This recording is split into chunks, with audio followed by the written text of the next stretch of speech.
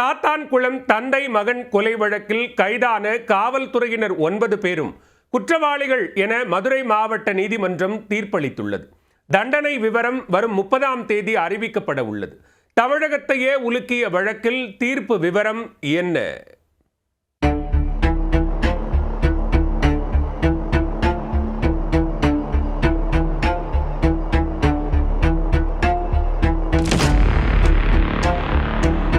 தூத்துக்குடி மாவட்டம் சாத்தான்குளம் பகுதியைச் சேர்ந்த வணிகர் ஜெயராஜ், அவரது மகன் பென்னிக்ஸ் இவர்கள் சாத்தான்குளம் பகுதியிலேயே கடை ஒன்றை வைத்து நடத்தி வந்தனர். இந்நிலையில் கடந்த 2020ஆம் ஆண்டு ஜூன் 19ஆம் தேதி கொரோனா காலத்தில் கடையை அடைப்பது தொடர்பாக விதிமுறைகளை முறையாக கடைபிடிக்கவில்லை என்று கூறி போலீசாருடன் வாக்குவாதம் ஏற்பட்டது.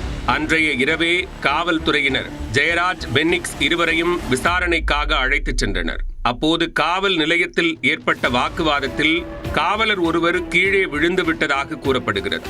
இதனால் தந்தை மகன் இருவரையும் போலீஸ்னா யாருன்னு காட்டுற என்று கூறி அரை நிர்வாணப்படுத்தி போலீசார் சரமாரியாக தாக்கியுள்ளனர். அதன் பிறகு இருவரையும் கோவில்பட்டி சிறையில் ஜூன் மாதம் 20ஆம் தேதி அடைத்தனர்.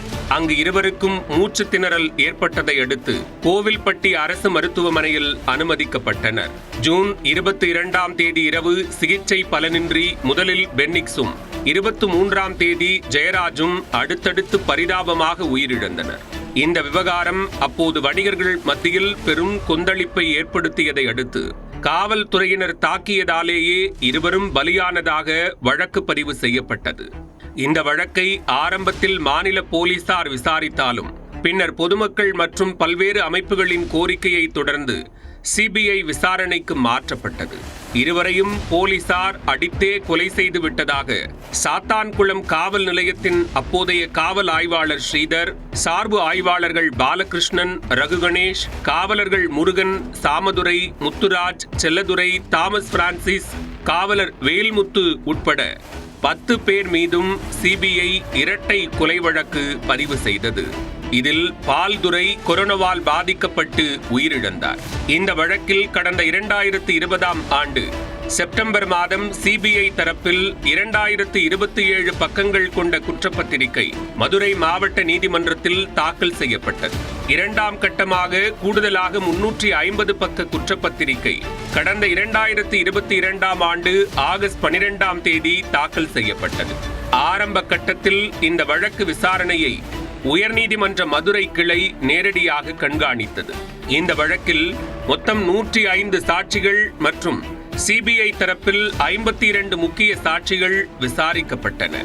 இதில் சம்பவம் நடைபெற்ற போது சாத்தான்குளம் காவல் நிலையத்தில் காவலர்களாக பணியாற்றிய காவலர்கள் ரேவதி, பியூலா ஆகியோரின் கண்ணுற்ற சாட்சிகள் வழக்கின் முக்கிய சாட்சிகளாக அமைந்தன. இறுதியாக இந்த வழக்கு மதுரை மாவட்ட 1வது கூடுதல் நீதிமன்றத்தில் நீதிபதி முத்துக்குமரன் முன்பு விசாரணைக்கு வந்தது.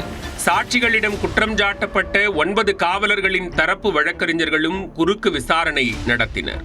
அனைத்து தரப்பு வாதங்களும் குறுக்கு விசாரணைகளும் நிறைவடைந்த நிலையில் தீர்ப்பு 23ஆம் தேதி வழங்கப்படும் என ஒத்திவைக்கப்பட்டிருந்தது.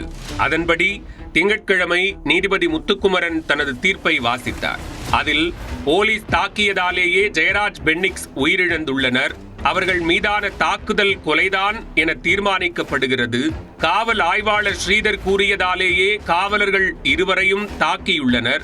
இந்த மரணங்கள் கொலைதான் என தடய அறிவியல் ஆய்வும் உறுதி செய்துள்ளது. இந்த வழக்கில் காவல் ஆய்வாளர் ஸ்ரீதர், உதவி ஆய்வாளர்கள் பாலகிருஷ்ணன், ரகு கணேஷ், காவலர்கள் முத்துராஜ், சாமிதுரை, செல்லதுரை உள்ளிட்ட 9 பேரும் குற்றவாளிகள் என நீதிபதி தெரிவித்தார். முன்னதாக ஜெயராஜ், பென்னிக்ஸ் கொலை செய்யப்பட்டது எப்படி என்பது தொடர்பான உடற்கூராய்வு அறிக்கையை நீதிபதி வாசித்தார். அதில் ஜெயராஜ், பென்னிக்ஸ் இருவரையும் கயிற்றில் கட்டி தொங்கவிட்டபடி தாக்கியது உடற்கூராய்வு அறிக்கையில் தெரிய வருகிறது. டேபிளில் படுக்க வைத்தும் ஜெயராஜ், பென்னிக்ஸை போலீசார் தாக்கியுள்ளனர். ஜெயராஜ், பென்னிக்ஸை அடித்தபோது நாம் அடித்து பழக அப்பா மகன் கிடைத்திருப்பதாக போலீசார் பேசியுள்ளனர். தஞ்சை ஜெயராஜ் மற்றும் பென்னிக்ஸ் மீதான வழக்கு பொய் வழக்கு என்பது விசாரணையில் தெரிய வந்துள்ளது. காயமடைந்த தந்தை மகன் அணிந்திருந்த ஆடைகள் வழக்கில் முக்கியத்துவம் வாய்ந்தவையாகும். இரத்தக்கரை படிந்த ஆடையை உறவினர்களிடம் கொடுத்து குப்பை தொட்டியில் போட போலீசார் அறிவுறுத்தியுள்ளனர். வழக்கில் அனைத்து தடயங்களையும் குற்றம் சாட்டப்பட்ட போலீசார் அழித்துள்ளனர் என்று நீதிபதி கூறினார். இதனையடுத்து குற்றவாளிகள் என அறிவிக்கப்பட்ட 9 பேருக்கான தண்டனை விவரம் வரும் 30ஆம் தேதி அறிவிக்கப்படும் என்று நீதிபதி தெரிவித்துள்ளார். நீதிபதி அவர்கள் இன்னைக்கு அந்த 10 பேரும் அடிச்சதுனாலதான் எங்க அப்பாவுக்கும் என் தம்பிக்கும் மரணம் ஏற்பட்டிருக்குன்னு சொல்லி இன்னைக்கு தீர்ப்பு சொல்லியிருக்காங்க. தண்டனை விவரத்தை 30ஆம் தேதி சொல்வேன்னு சொல்லியிருக்காங்க. நாங்க இந்த 5.25 வருஷம் இந்த ஒரு நாளுக்காக தான் நாங்க இவ்வளவு தூரம் அலைஞ்சோம். எங்களுக்கான நீதி கிடைச்சிருக்குன்னு நினைக்கிறோம். இதே போல என்ன தண்டனைங்கிறது 30ஆம் தேதி சொல்வாங்க. நாங்க நீதிபதியை நம்புறோம், நீதிமன்றங்களை நம்புறோம், தக்க தண்டனை அவங்களுக்கு கொடுப்பாங்கன்னு சொல்லி நம்புறோம். அந்த தண்டனை மூலம் இனிமே இதே போல ஒரு குடும்பம் எங்களை போல வேதனைப்படாது, இதே போல பாதிக்கப்படாது. இப்படி செய்யறதுக்கு அந்த அதிகாரிகளும் பயப்படுவாங்கன்னு சொல்லி நாங்க நம்புறோம். கடந்த 6 ஆண்டுகளாக நடைபெற்று வந்த இந்த வழக்கில் குற்றம் சாட்டப்பட்ட 9 காவல்துறையினரும் குற்றவாளிகள் என அறிவிக்கப்பட்டிருப்பது பெரும் பரபரப்பை ஏற்படுத்தியுள்ளது.